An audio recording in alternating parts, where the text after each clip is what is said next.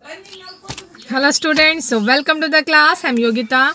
Our subject is CNET, Nursing Education for Nurses, and today we are going to discuss about health education steps. Okay, we already learned yesterday what do you mean by health education and types of health education, different settings where you will give your health education.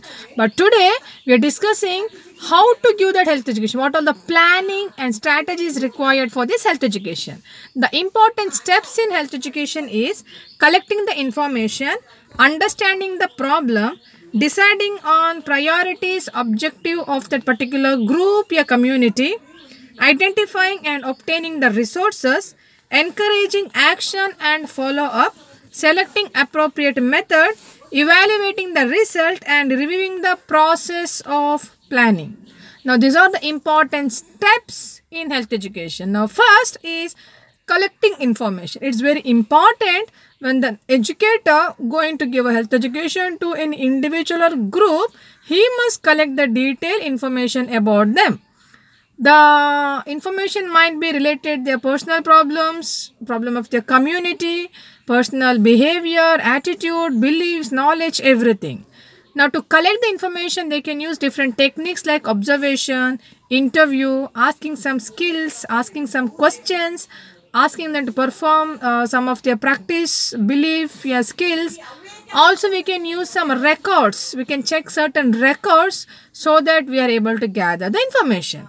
Now, after that, a second step is understanding the problem.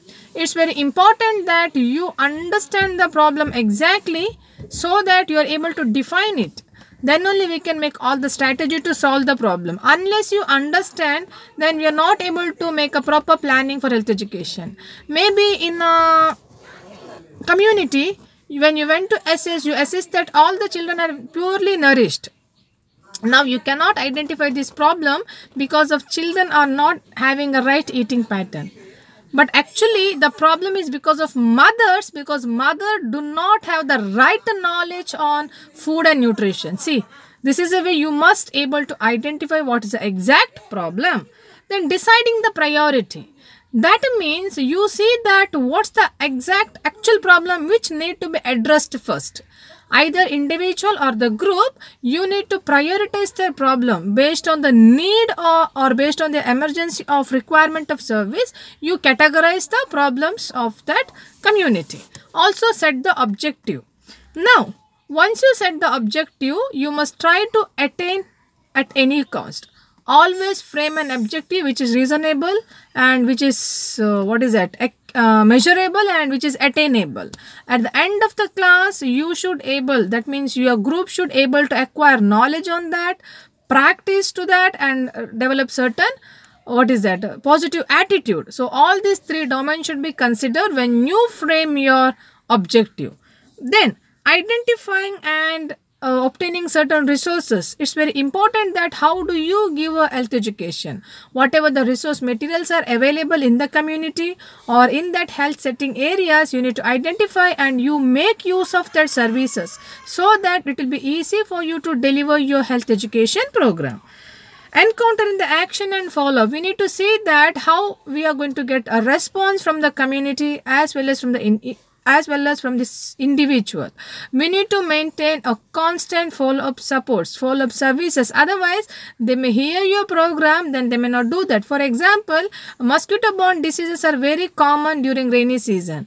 You may start giving health education during your summer, April, May, that use mosquito net, to close your windows and don't allow any stagnation of water, or many ideas you may give. But maybe when the rainy season comes, this community totally forget about that matter. So that should not happen. Here as an educator, you need to do certain follow-ups to check whether they are following it or not.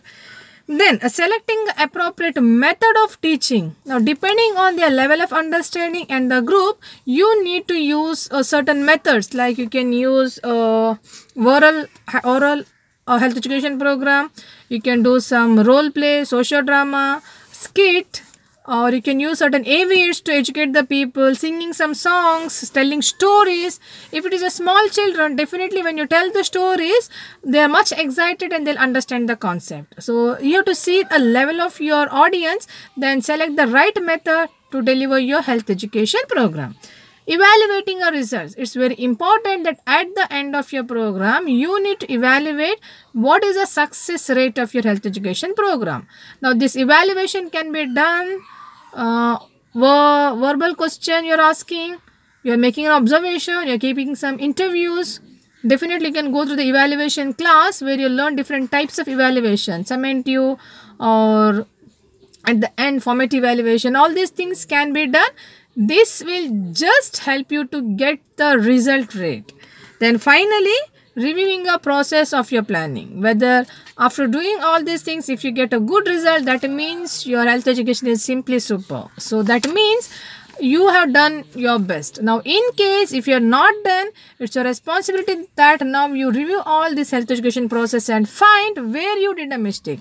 Either you not collected the data properly, either you failed to define the problem properly, either you could not identify the resource materials, you have not selected the right method of teaching, you have not delivered the right speech. See, these all are the problems which may you committed during your process of health education.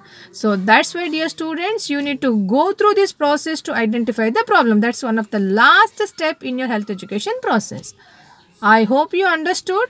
I would like to summarize the steps of health education is collect the information, understand the problem, define the objective and make the priorities, identify and obtain the resources, encourage the action and follow up, selecting the appropriate method, evaluating the results and review the process of planning. There are 8 steps which you have to write properly and elaborate, explain with an example.